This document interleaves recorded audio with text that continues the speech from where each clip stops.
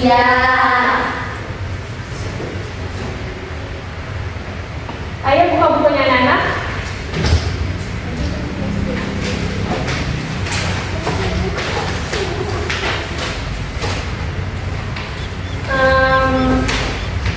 Kalau sudah, sebelum kita memulai pembelajaran kita pada pagi hari ini, marilah kita berdoa terlebih dahulu ya.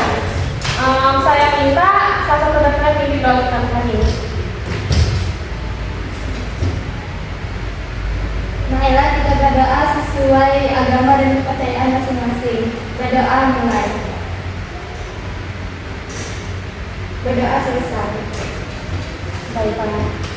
Terima kasih ya, Nisa. Sama Bu. Baik anak-anak, sebelum kita lanjuti pembelajaran kita pada pagi hari ini, marilah kita absen terlebih dahulu ya. Untuk hari ini, siapa teman kalian yang nggak turun? Ellen Bu. Ellen. Tolong ketua kelas catat nama yang tidak hadir ya.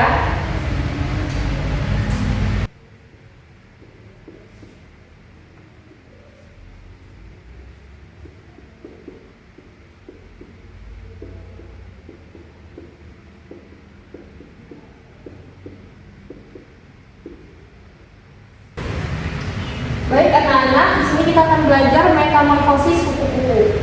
Sebelum Ibu menjelaskan terlebih lanjut, ada yang tahu belum metamorfosis kupu-kupu itu apa? Gak ada Bu. Nggak ada. Baik, di sini kita akan belajar ini ya.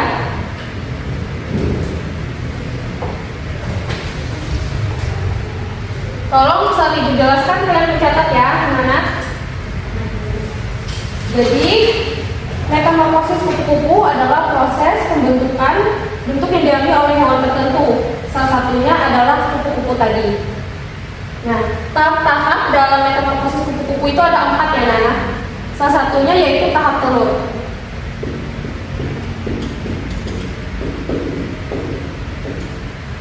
Nah, tahap telur ini ada yang tahu belum gimana prosesnya? Nggak tahu juga.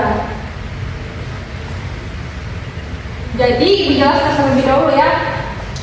Tahap telur ini tadi adalah proses pendewasaan kupu-kupu yang bertelur pada daun tanaman tertentu. Telur-telur ini sangat kecil dan biasanya berbentuk bulat atau lonjong ya anak-anak. Dan dalam beberapa hari, telur-telur tersebut akan menetas menjadi ulat atau yang kita sebut larva. Oke?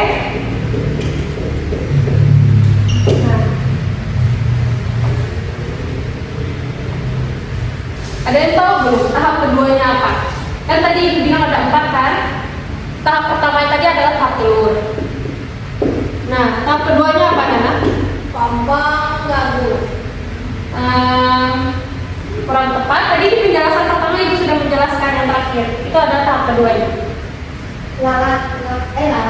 Ulat nggak sih? Benar sekali. Kasih aplaus dulu temannya. Baik, tahap ulat.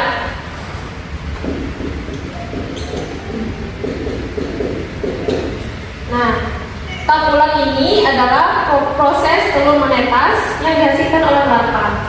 Tahap ini adalah proses pertama atau utama bagi kupu-kupu, di mana kupu-kupu bagian kupu-kupu di mana ulat makan dengan sangat aktif, biasanya dari daun tempat mereka lahir. Pertumbuhan ulat terjadi melalui beberapa tahap ganti kulit atau yang bisa disebut instan. Dan juga setiap kali ulat tumbuh lebih besar, mereka harus berganti kulit untuk menyesuaikan ukuran tubuhnya tadi. Maka dari itu, selama fase ini, ulat menyimpan banyak sekali nutrisi ya Nana. Dan nutrisi ini akan mereka gunakan saat pergantian, yang akan dilanjutkan dengan saat pergantian ke kelompok. Baik, itu tadi adalah tahap kedua ya Nana. Jadi sini tadi ada 4. Nah, Ibu lanjutkan ke tahap ketiga. Kalian tahu 3 tahap ketiganya apa? Pampang Bu. Nah, benar sekali. Kasih aplaus dulu temannya lagi. Nah, tahap ketiga tadi adalah kelompok atau yang bisa kita sebut pupa ya Nana. Ya. Baik, pupa adalah setelah ulat mencapai ukuran yang besar dan perkembangan tertentu, mereka akan memasuki fase kepompong itu tadi.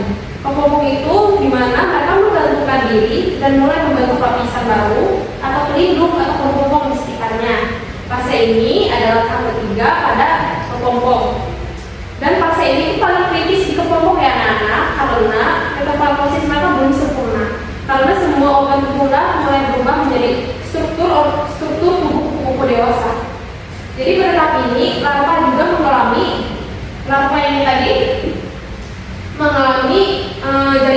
jaringan yang baru atau jaringan lama hancur dan membentuk struktur baru seperti sayap dan antena.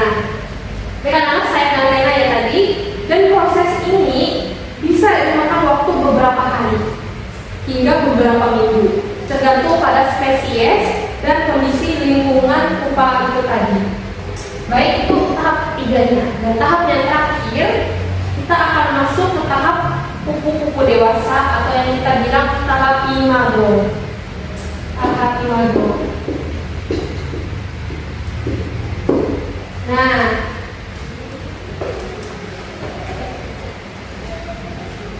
tahap imago adalah tahap terakhir dalam metamorfosis kupu-kupu ini, di mana mereka muncul dari kepompong. Setelah keluar, sayap mereka itu masih lemah dan basah, dan sayap mereka belum memompa cairan. Hingga saat itu, kepompong pun mulai berkembang diri di dalam tempat dia tadi dan memompa cairan tubuh ke sayapnya untuk mengembang lebih luas lagi dan mengeraskannya sebelum bisa terbang. Sebelum itu, kupu dewasa ini kemudian mulai mencari pasangan mereka untuk kawin. Sayapnya manusia mencari pasangan untuk kawin. Jadi kupu-kupu juga perlu ya anak-anak. Jadi sehingga mulai kembali siklus hidup dengan bertelur, di mana mereka menyesuaikan tempat mereka lahir tadi, dan rata-rata kupu ini hidup di antara beberapa hari hingga beberapa bulan tergantung spesiesnya. Sehingga tahap keempat inilah adalah tahap terakhir dari metamorfosis dan siklus kupu-kupu mulai dibarukan lagi. Maka dari itu, materi kita pada hari ini tentang metamorfosis kupu-kupu ada 4. Baik anak-anak, dari materi yang telah Ibu sampaikan, apakah ada pertanyaan atau ada yang kurang jelas? Saya Bu, Biasa, apa? berapa lama kupu-kupu tinggal di kepompong Bu? Oke, baik, pertanyaan yang cukup bagus.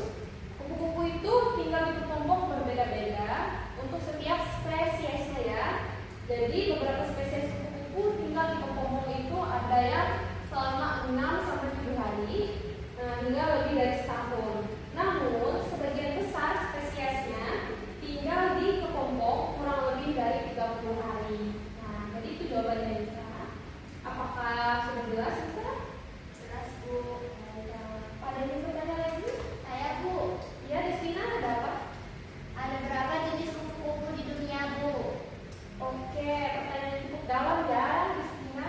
Jadi, jenis kupu-kupu spesies apa ini? Jenis. Sama ada jenis spesies. Baik. Jadi spesies dan jenis kupu-kupu di dunia itu ada 17.700 spesies ya di dunia. Nah, jadi kalau kamu mau tahu lebih banyak tentang spesies kupu-kupu itu ada di di bab-bab yang akan datang nanti. Nah, minggu depan nanti akan dijelaskan lagi lebih lanjut tentang spesies itu.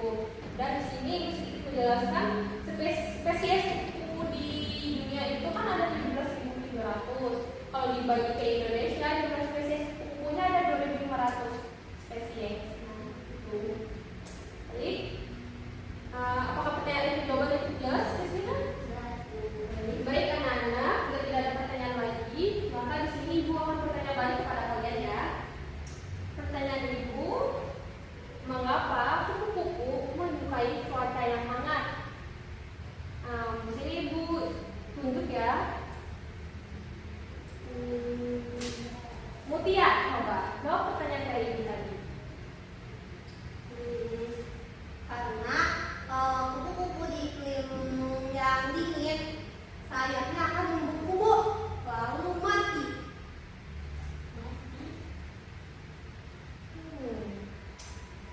Jawabannya kurang tepat. Ada yang menambahkan jawaban temannya? Mungkin supaya bisa terbang aja Bu, nggak tahu.